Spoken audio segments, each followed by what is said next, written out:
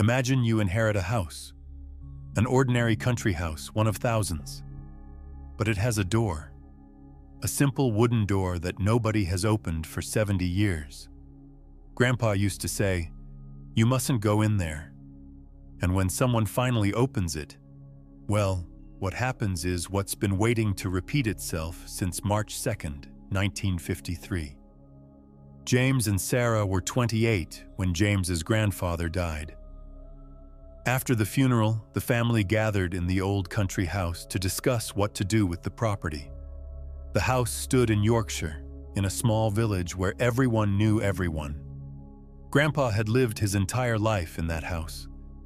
As a child, he moved there with his parents in 1940 and died there at 96. James always loved his grandfather. He spent summers there as a child and remembered that the house had one room he was never allowed to enter. "Why not?" he asked once at age 6. "Because you mustn't," the grandfather replied, and they never spoke about it again. The room was at the end of the hallway. A plain door painted brown with an old handle. Nothing special. But somehow he always felt it was different from the other doors. Maybe because it was always locked. Maybe because grandfather's face always showed a strange expression whenever they passed by.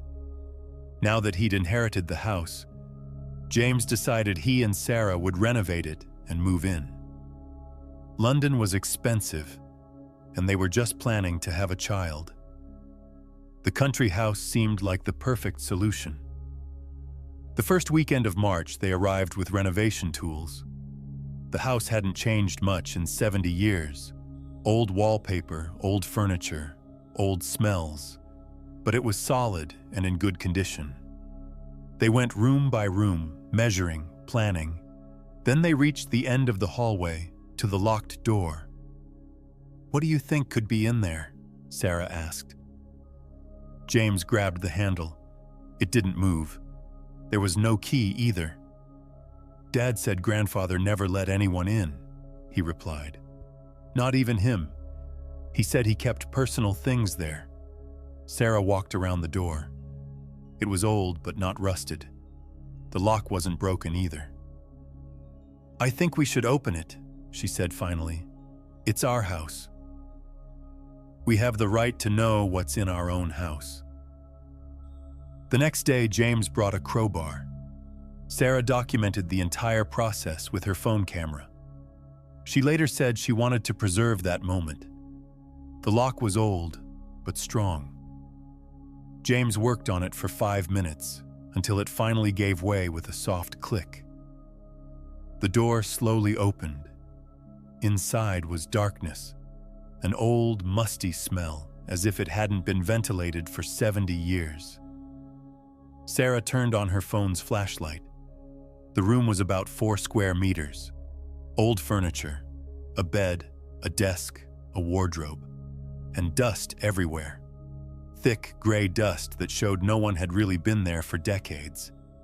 But what was truly strange was the wall above the bed. The entire wall was covered with handwritten text, in black ink, careful handwriting, like a diary, but written on the wall. The messages started with dates and all ended on the same day. March 2nd, 1953. James and Sarah turned on the light.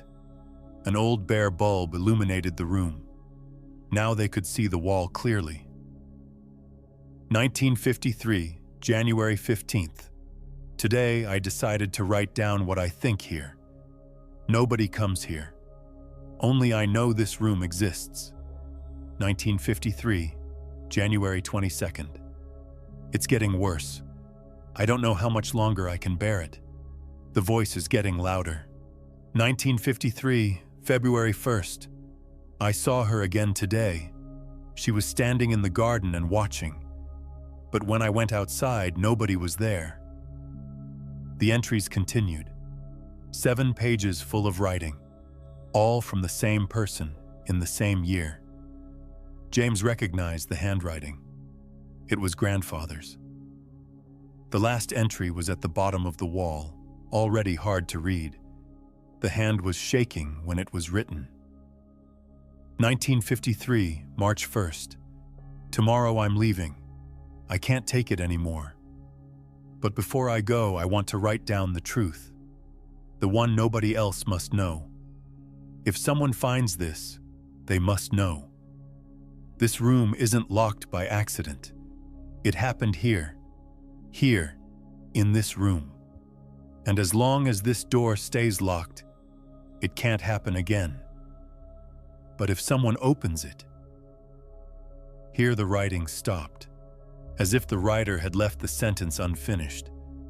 Below, in different handwriting, different ink, it said, "If you open this door, the same will happen to you." Sarah grabbed James's arm. "What do you think this means?"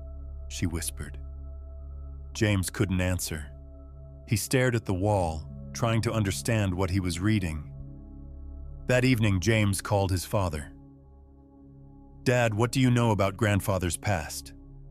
Specifically about 1953? There was a long silence on the line. "Why are you asking?" "We opened that room. We found something."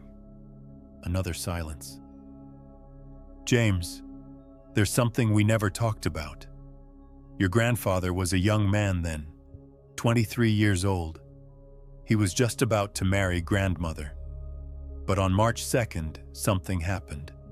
He never said what, only that he almost left the village and would never have returned." "What did he do on March 2nd? "I don't know. But from that day he changed. Before he was cheerful, open. After, he became withdrawn, and he locked that room. He said nobody could ever go in there." James told what they found on the wall. His father was silent for a long time. "James," he said finally, "lock that room, and don't go there anymore." But James couldn't let it go. The following days, he spent all his free time investigating the family history. He spoke with elderly village residents, went through old newspapers in the library, tried to learn more about March 1953. March 2nd, 1953 was a Tuesday. In the local newspaper archive, he found a short article about a young woman who disappeared from the village that day. Emily Watson, 18 years old. They never found her. According to the article, Emily Watson was last seen at James's grandfather's house. Police questioned the grandfather, but found no evidence he had anything to do with her disappearance. James called the son of the former newspaper editor. "Yes, I remember my father talked about it," the man said. "It was a big scandal. The girl's parents were sure your grandfather knew what happened, but they couldn't prove it." "What did your father think?" "That your grandfather was hiding something. But a week later, they suddenly stopped the investigation, supposedly because there wasn't enough evidence. But my father thought your grandfather's family had influence in the village." James learned more and more. Emily Watson worked in the village's only shop. She was a beautiful girl. Many boys courted her, but it seemed she didn't accept any of them. The week before her disappearance, several people saw her talking to grandfather. Not unusually. Grandfather was a regular customer at the shop, but something changed. The girl started to be afraid, an old woman told him, whom James found at the care home in Leeds. In the last days, she was frightened. She said someone was following her. Who? She didn't say. But I saw her when she came out of the shop that Tuesday. She was desperate, crying. And then she went toward your house, and nobody saw her again. If you enjoyed this video, please hit the subscribe button so you don't miss similar stories. James and Sarah went into the room again the third evening. This time they examined everything more thoroughly. In the desk drawer, they found an old diary, but it wasn't grandfather's. On the cover it said, "Property of Emily." Sarah opened it. The last entry was from March 1st, 1953. I'm scared. Yesterday he followed me again. He said he loves me. But this isn't love. It's something else. Something sick. Tonight I want to leave the village. A friend will help me. But first I have to talk to him. I want to tell him to leave me alone. Tomorrow I'm going to his house. That was the last entry. James and Sarah looked at each other. Now they knew who had written "The same will happen to you" on the wall. Emily Watson wrote it, before she disappeared. In the wardrobe in the room were old clothes, men's clothes, grandfather's. But at the very back, in a small box, they found something. It was a gold chain, a woman's chain, fine workmanship, and a letter in Emily's handwriting. If someone finds this, they must know the truth. I don't want to die, but if I do what he's planning, it will be the end of me. I'm trying to stop him, but if I can't, at least someone will know who it was. Under the letter was a name, but not grandfather's, but grandfather's brother's name. James now understood. Grandfather wasn't Emily's killer. It was his brother. But grandfather knew, and he did nothing about it. He lived 70 years with that burden.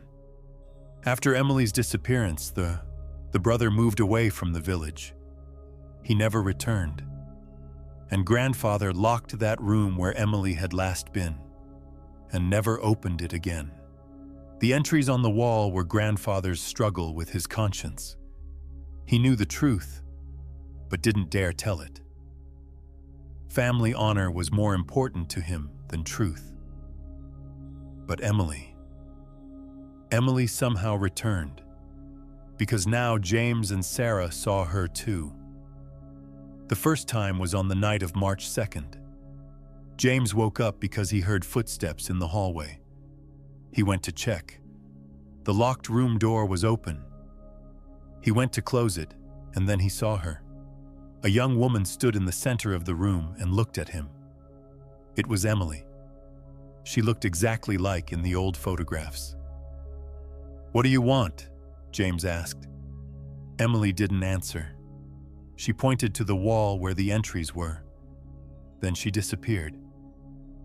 The next evening, Sarah saw her too. Emily stood in the garden and looked at the house. When Sarah went out to her, Emily slowly headed toward the forest behind the house. Sarah followed. In the forest, under a giant oak tree, Emily stopped. She pointed to the ground. Sarah understood. That's where she was buried. James and Sarah knew what they had to do, but they also knew this would change their entire family's life. The next day, they called the police. "We want to report a 70-year-old murder," James said. 2 hours later, their house was full of investigators and technicians. They found Emily's remains exactly where Sarah had seen. The investigation began. After 70 years, the truth finally came out. Police searched the room. At the bottom of the desk, they found another letter. Grandfather wrote it, but not in 1953, much later. According to the date in 1998. If someone reads this, then I'm no longer alive. And it was probably you who opened this door. I should have known this would happen someday. I've lived 45 years with not doing what I should have done. Emily deserved to be found. My brother deserved to pay for what he did. And I deserved to admit what I knew, but I was a coward. And now it's too late. If you read this, please do what I wasn't capable of. Tell the truth. Emily will rest in peace, and so will I. That night, when police took away Emily's remains, James and Sarah saw her for the last time. Emily stood in the center of the room, but now she looked different, more peaceful, younger. She was smiling. "Thank you," she whispered, and disappeared. James and Sarah knew that Emily had finally found peace. Grandfather's brother had long been dead. He never paid for what he did. But the truth finally came to light. Emily's family at least knew what happened to her. James and Sarah moved away from the house. They couldn't bear to live where so much pain had occurred. They sold the house and informed the buyer about the story. But Emily's story didn't end. Because there's something the police didn't find. Something only James and Sarah know. On the room's wall, below the entries, was another sentence. Very faint, barely visible. Emily didn't write it. Neither did grandfather. And neither did his brother. Someone else from. Someone who's still alive. Someone who knows Emily wasn't the only one. The sentence said, "Next will be Hannah." And Hannah is the current owner's 18-year-old daughter.